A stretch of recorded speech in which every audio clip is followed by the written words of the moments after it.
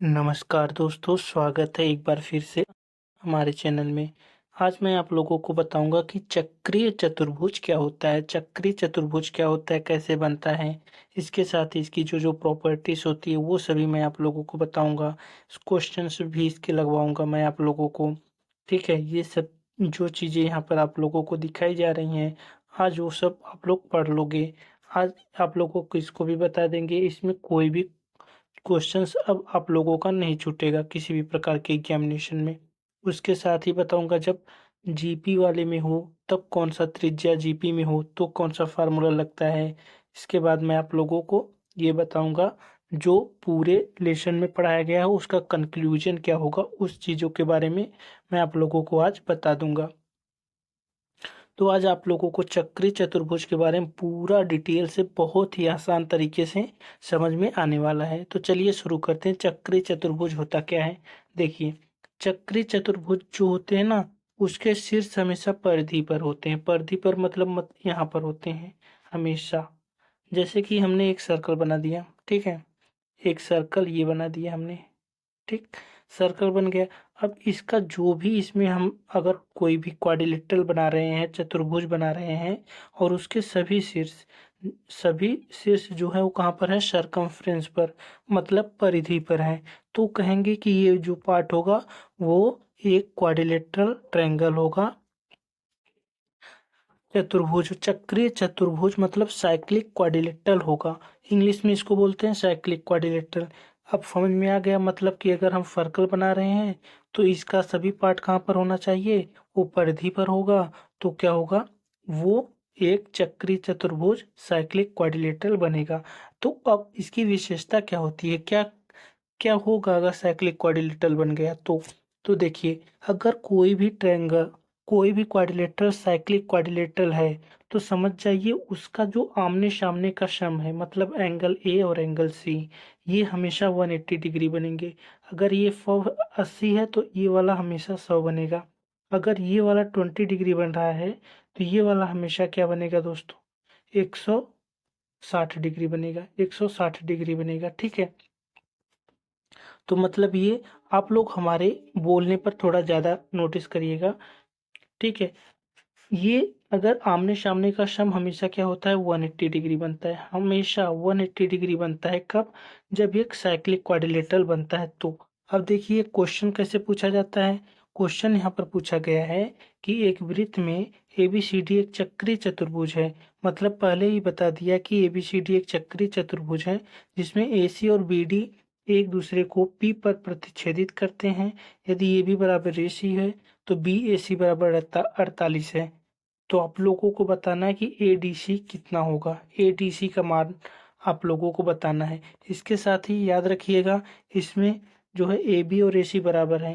AB जो बराबर है किसके बराबर है, AC के बराबर है, मतलब इस वाले जो हमारा हाइपोटेनियस आया उसके बराबर है। तो चलिए अब हम लोग क्वेश्चन सॉल्व करने की कोशिश करते हैं कि कैसे सॉल्व होगा। ये क्वेश्चन है दोस्तों, आप लोगों से कहा गया है कि ए बी जो है ए सी के बराबर है, मतलब ये वाला पार्ट जो है बराबर है।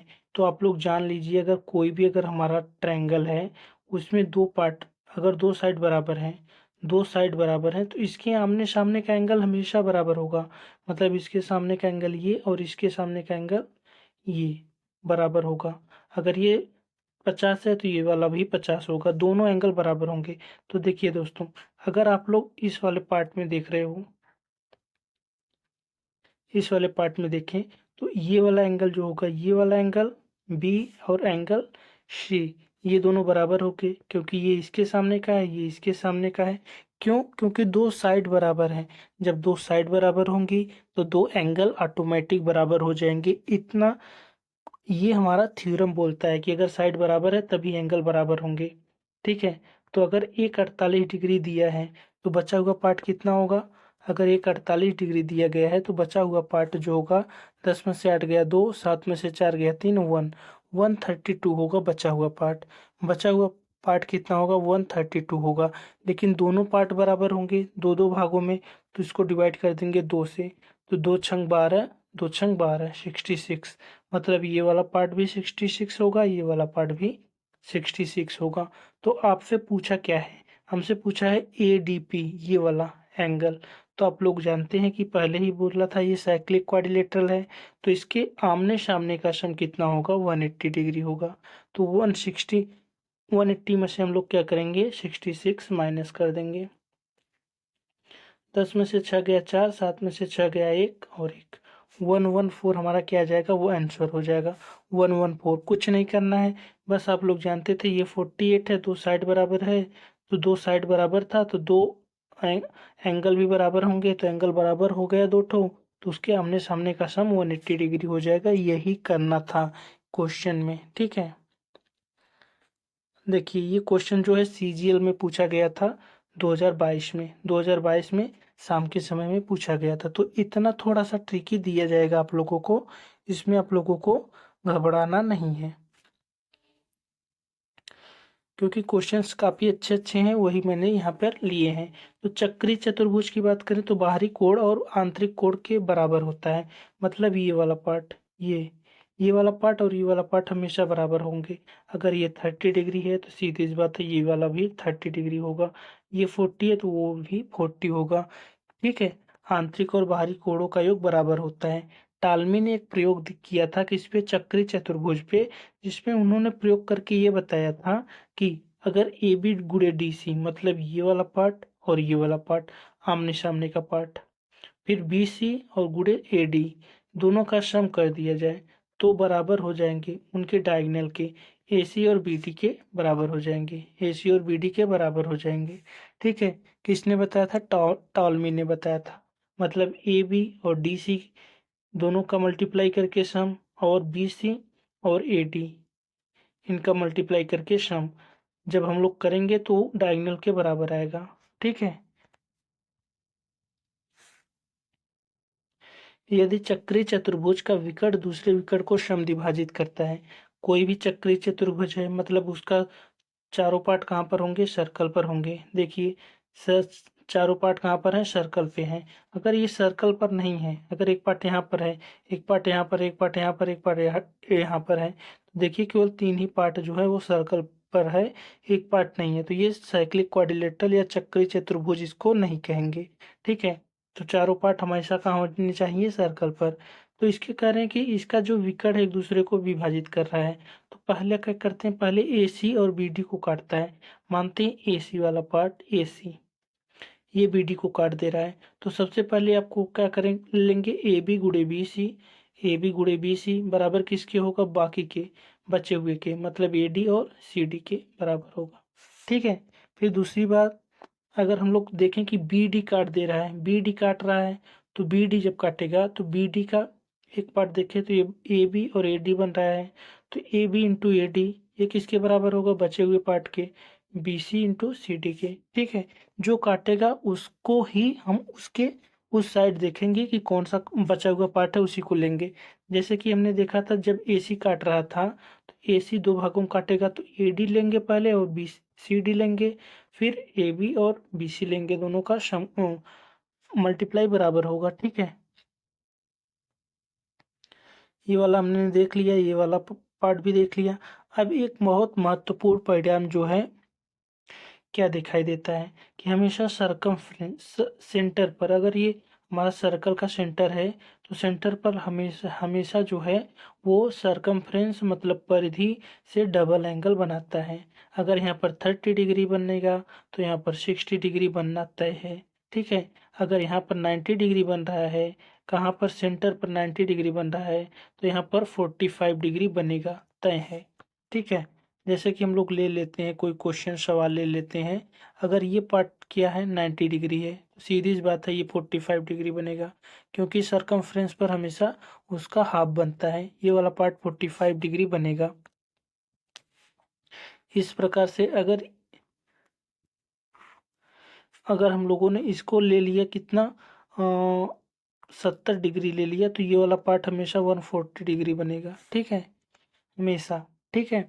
चलिए अब एक चीज़ और जान लीजिए, अगर ये 2A है तो ये A बनेगा, अगर ये A और B हमेशा क्या होंगे, देखिए साइक्लिक बनेगा, ए ये वाला, चारों पार्ट क्या है, साइक्लिक बनेंगे।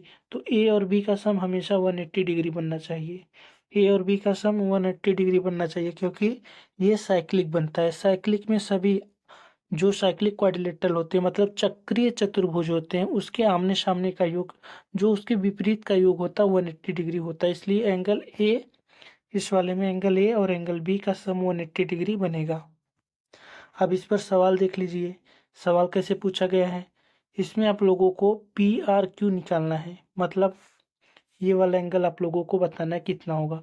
तो सीधी सी बात है दोस्तों, अगर हम लोग इसको मिला दे रहे हैं यहाँ पे, 1 मिनट थोड़ा सा, चलिए अब हम लोग इसको यहाँ पर मिला दे रहे हैं। तो ये 54 है, तो सीधी सी बात है यहाँ पर कितना बनेगा, इसका आधा बनेगा, 27 डिग्री बनेगा। 27 डिग्री बन गया। तो हम लोग जानते हैं 27 है, ये वाला पार्ट सरकमफ्रेंस पर है, ये और ये चार पार्ट जब सरकमफ्रेंस पर बनते हैं तो चक्रीय चतुर्भुज होता है। तो उसका सम जो होता है 180 डिग्री होता है। तो अगर एक ये 27 है तो बचा हुआ पार्ट कितना होगा, 180 में से माइनस कर देंगे तो 10 में से 7 गया 3, 7 में से 2 गया 5 और 1, तो 153 हमारा कितना हो जाएगा, 153 आ जाएगा आंसर। ठीक है, कोई दिक्कत नहीं थी इसमें। हम लोगों ने बहुत ही आसानी से सवाल को सॉल्व करते चले जा रहे हैं, क्योंकि हमें फार्मूला और ट्रिक पता है कि क्या होगा सब में। जब त्रिज्या जीपी में हो, जीपी मतलब दोस्तों गुणोत्तर श्रेणी बोलते हैं। ठीक है, जैसे R1 है, फिर R2, फिर R3, ये थीटा है। ठीक है, तो आप लोग क्या काम करते हो, जो बीच वाला पार्ट होता है उस R2 जो होता है वो स्क्वायर होता है बचे हुए पार्ट का, रूट में R1 का प्लस R3 का, R1 प्लस R3 का। ठीक है, R2 जो होता है वो स्क्वायर होता है R1 इंटू R3 का, R1 इंटू R3 का। एक फार्मूला और होता है, कभी कभी हमें थीटा का मान पूछ लेते हैं, तो R2 अपन R1 बराबर क्या होगा, R3 अपन R2 बराबर 1 प्लस साइन थीटा। अगर इसको ले रहे हो तो 1 plus sine theta, 1 minus sine theta. ठीक है, जब थीटा में मान पूछा जाता है तो क्वेश्चंस को आप लोग क्या काम करोगे, इसको लर्न जरूर कर लोगे। अगर आप लोगों को पीडीएफ चाहिए कमेंट में जरूर बताइएगा। चलिए एक पार्ट और देख लेते हैं बहुत ही जल्दी से हम लोग भी। देखिए दोस्तों, अगर भुजा यहाँ पर दिया गया है, आयत दिया गया है, वर्ग, समांतर चतुर्भुज, समचतुर्भुज और समलंब। पहले तो मैं आप लोगों को बता देना चाहता हूँ कि आयत तो आप लोगों को पता होगा, हालांकि मैं इस टॉपिक को बहुत ही डिटेल से पढ़ा चुका हूँ। अब देख लेते हैं समानांतर चतुर्भुज क्या होता है, समचतुर्भुज क्या होता है, समलंब क्या होता है। तो देखिए, समानांतर चतुर्भुज मतलब क्या होता है, समानांतर चतुर्भुज की बात करें तो इसके आमने सामने का जो होता है पार्ट जो होता है समानांतर होता है। ठीक है, और दोनों बराबर होते हैं, मतलब ये वाला पार्ट बराबर होगा, ये वाला और ये वाला पार्ट बराबर होगा। डायगोनल एक दूसरे को बाइसेक्ट करती है। पहला तो समांतर चतुर्भुज। अब सम चतुर्भुज क्या होता है, सम चतुर्भुज भी वही होता है, लेकिन इसमें सभी पार्ट बराबर होते हैं, आमने सामने के एक दूसरे के समानांतर होते हैं, लेकिन इसमें सभी बराबर होते हैं, उसे सम चतुर्भुज बोलते हैं।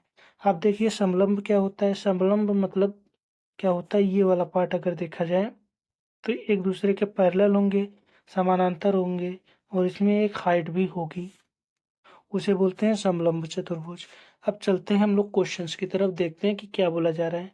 अगर हम लोग भुजा की बात करें तो आयत में देखा जाए तो आयत में सभी भुजाएं क्या समान होती हैं, तो आयत की बात करें तो आयत की सभी भुजाएं समान नहीं होती हैं। ठीक है, आयत की सभी भुजाएं समान नहीं होती हैं, वर्ग में होती हैं, समलंब समांतर चतुर्भुज में नहीं होती हैं, लेकिन समचतुर्भुज में सभी भुजाएं बराबर होती हैं।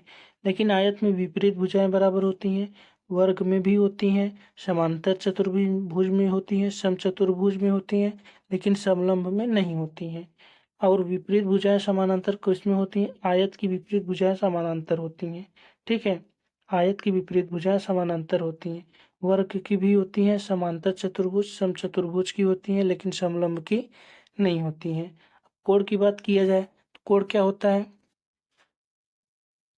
सभी कोण बराबर होते हैं, किसमें, आयत में सभी कोण बराबर होते हैं क्योंकि 90-90 डिग्री बनता है।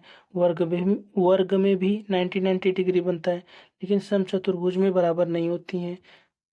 समचतुर्भुज और समांतर चतुर्भुज और समलंब में बराबर नहीं होते हैं कोण। विपरीत विपरीत कोण किसके बराबर होते हैं?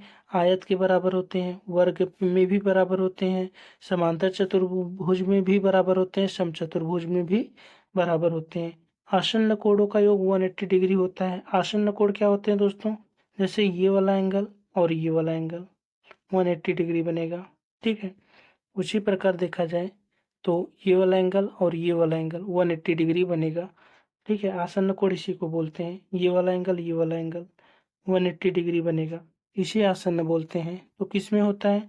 तो आसन्न कोणों का योग आयत में 180 डिग्री, वर्ग में भी, समांतर चतुर्भुज में भी, समचतुर्भुज में भी, लेकिन समलंब में नहीं। विकर्ण देखा जाए तो एक दूसरे को समद्विभाजित करते हैं। किसके? आयत के करते हैं, वर्ग के करते हैं, समांतर चतुर्भुज के करते हैं, समचतुर्भुज के करते हैं, लेकिन समलंब में नहीं, विकर्ण समद्विभाजित नहीं करते।